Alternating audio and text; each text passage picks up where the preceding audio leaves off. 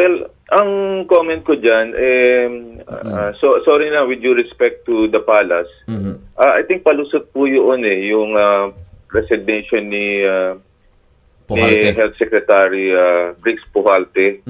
Kasi pag nag-a-apply ka ng trabaho, dalawa ang kinukuha mo dyan medical clearance at saka your competence, Tama. yung credentials mo Oho.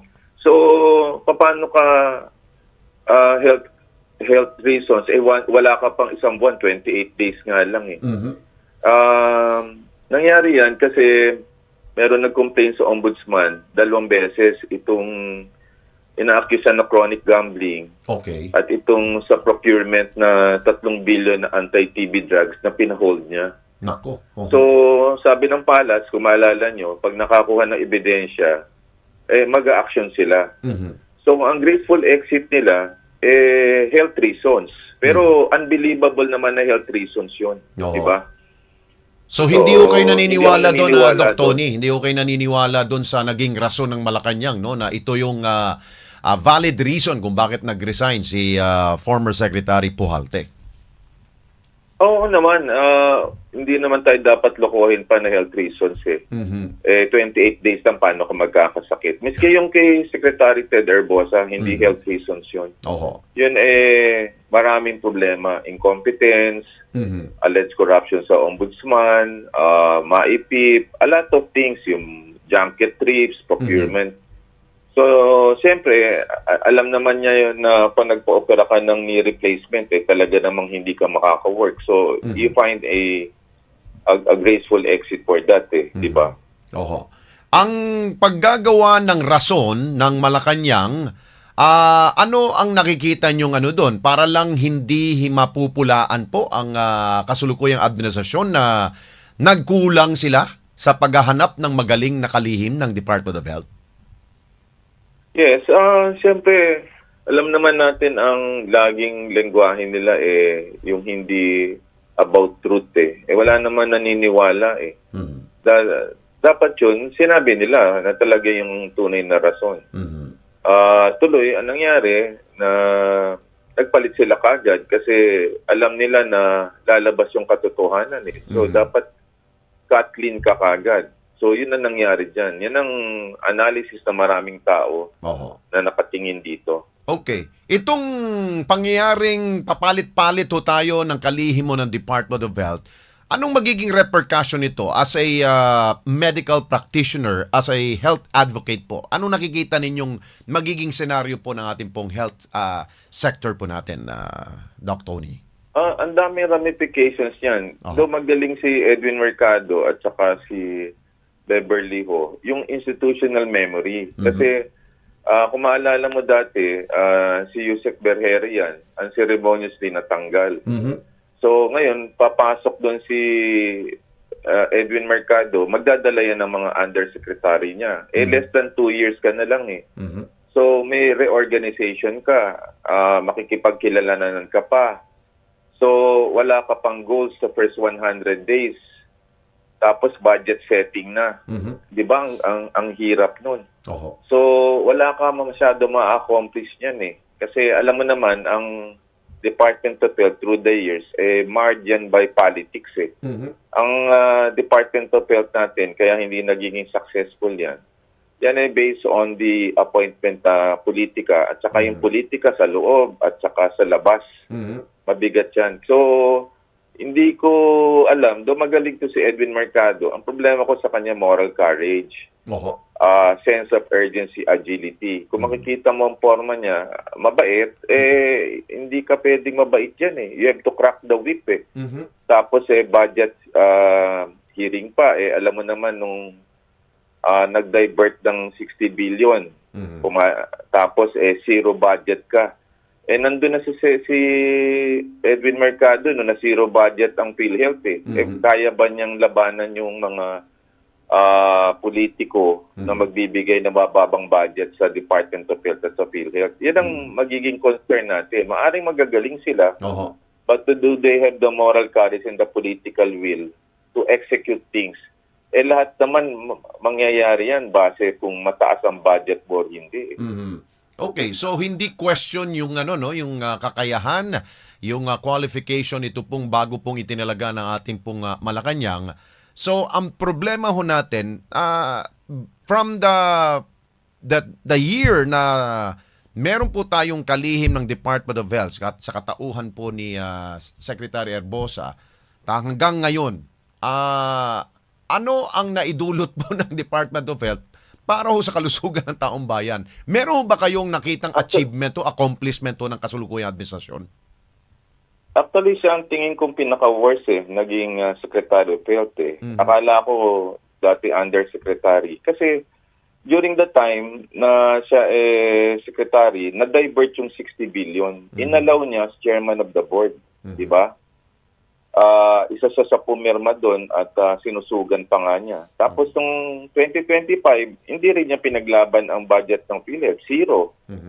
Tapos nag-introduce sila ng patronage politics program, yung medical assistance program, yung mga ayuda, yung MAIPIP, na umago pa doon sa budget ng PhilHealth. So, medyo mahirap gawin yan sa katayuan ng mga competent leaders na nahalal ngayon, na napili, si Edwin at saka si Dr. Beverly. Kasi mga magagaling sila, pero ang pamumuno kasi dyan, kailangan matindi rin ang iyong dibdib dyan at matindi rin ang gulugod mo dyan Kasi ang pinaglalaban mo dyan, kalusugan ng bayan. For many years, nakita natin from Syntax, from Dengbaksya to universal healthcare, to the diversion of funds, to the zero subsidy. Hanggang ngayon, itong departamento ng Department of Health, hindi pa rin maging stabilisado. So, nangangahulugan talaga ang tindi ng problema nito sa politics at saka sa competence. Kasi yung mga nilalagay mo, nagkakaroon ng Lucifer effect Dati mabait, suddenly sumasama. Dahil sa kanilang napapaligiran. Ang dami nating nakikitang competent na coming from the medical sector. Pagka pumasok diyan sa Department of Health, nag-iiba ng anyo. Yan ang sinasabing Lucifer effect. Isang pag-aaral sa Stanford na pagka nabigyan ka ng power, money, at saka influence, na aapektuhan ka ng environment. Pero sa tingin mo mangyari dito kay bagong Secretary Mercado at kay Yusek Beverly Lorenho, mangyari sa kanila yung Lucifer effect na sinasabi nyo, Doc? Hindi mangyayari yung Lucifer effect kasi kilala ko sila. Ayun. Integridad Ang problema kung makakagalaw sila ng mabilis at may puwersa. Kasi iba ang laban sa atin sa Pilipinas ngayon Ang laban sa Pilipinas ngayon, dapat may moral courage ka, may pagtitimpi ka, may wisdom ka aside from talino, at may hustisya ka para sa lahat.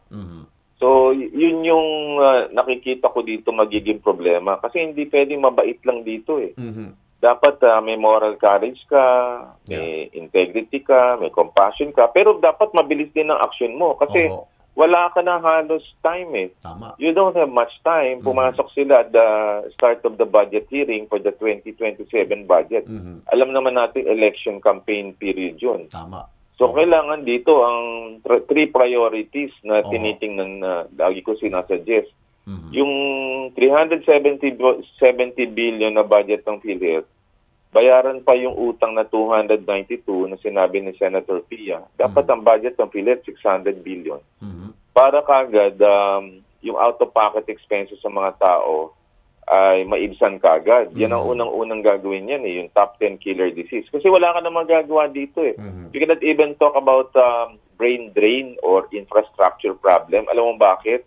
Kailan pa magagawa yun? Tama. Ang pangalawa, dapat yung public health services mabilis, yung mga pila sa mga hospital. Dapat ipamiting kagad lahat ng mga direktor ng public hospital at talaga mabilis. At ang pangatlo, gumawa ng structured preventive program na hindi magka-heart attack, stroke at pag-dialysis sa mga tao. Yun lang ang pwede lang magawa ngayon Ang pwede magawa lang ng dalawa na magagaling na Oho. ating kalihim at bagong presidente ng PhilHealth, Oho. taasan talaga dapat yung budget ng PhilHealth at hindi zero. Kasi from zero ng 2025, Diyos ko naman, ang laki na nga habulin niya, magbibigay kaya ng pera. Ang dami pa natin dapat intindihin sa kalusugan. Walang programa, Alex, Oho. na magtatagumpay sa Department of Health kung puro guarantee letters ka at ayuda. Okay, so in a nutshell, Doc Tony, is it safe to say na sa iyong opinion, sa inyong pong reaksyon, ang kasalukuyan pong administrasyon ay hindi po nagtagumpay sa para ho sa serbisyo ng kalusugan po ng taong bayan? Oo, kasi simula nung pumasok si Secretary Recto, ang una niyang ginawa, kinuha yung 60 billion na sabi ng Korte Suprema ay unconstitutional. Saka naman nakakita na ilipat mo yung budget ng PhilHealth sa unprogrammed appropriation. Di ba kahiya-hiya yun? Yun nga dapat ang unahin mo.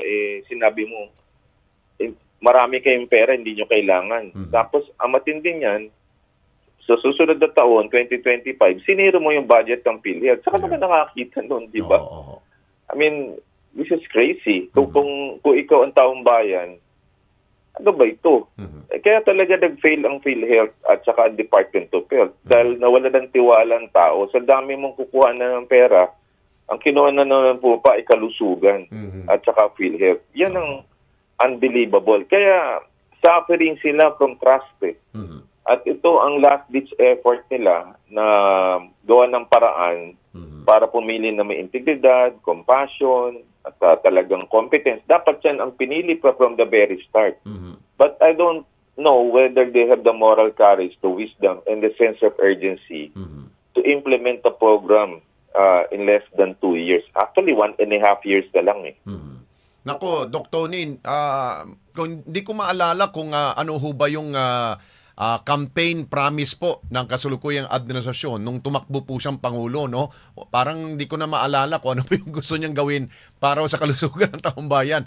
Kaya ito ngayon ang maaring pwede natin pagbabatayan kung meron ba talaga siyang ginawa. Wala eh. Wala akong maalala eh. Ang maalala mo sa administrasyon ni President Marcos ay ang pag-defund ng PhilHealth at Ayun, yun pag-zero. ang masakit. Oo, yan. Yan ang pinaka masama, no? Kasi panahon ni Pinoy, at least napirmahan yung sin tax law para magkapera ang PhilHealth. Yeah. Presidente Duterte naman, universal healthcare law. Yeah. Sa panahon ni BBM, kinuha yung pera ng PhilHealth, siniro pa yung budget. At nakatatlo pa tayong Secretary of Health. Pangatlo ito para ayusin lahat. I don't have much trust right now. Kasi baka mahina din ang dibdib ng dalawang leader natin at magpadala din sa executive branch at saka sa legislative branch. And bottom line, ang mangyayari niyan kapag hindi maagapan itong dalawa pong itinilagang mga bagong kalihim at presidente at CEO ng PhilHealth, what will happen sa mga Pilipino po? Kung kunyari may sakit, anong mangyayari sa kanila? Wala, ganun pa rin. Maghihirap ka bigla. Diba? One catastrophic illness, mahirap ka na kagad. So, hindi ko alam ang mangyayari. But I don't know. Ang tingin ko, kung may magagawa lang sila, siguro kakaunti lang. Mag-uumpisa muna yan sa matinding budget hearing. Kasi paano ko makakagalaw kung wala kang budget? Di ba, paubos na nga yung budget, sabi nga ni Dr. Edwin Mercado, sa first 5 months, ubos na daw yung kanyang budget. Kaya humihingi siya ng 300 billion niya kay Congressman Gatto. Ngayon, budget hearing yan. Nakaupo lang sila niyan.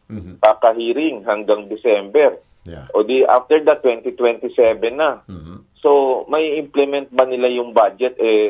Galing yan from zero budget.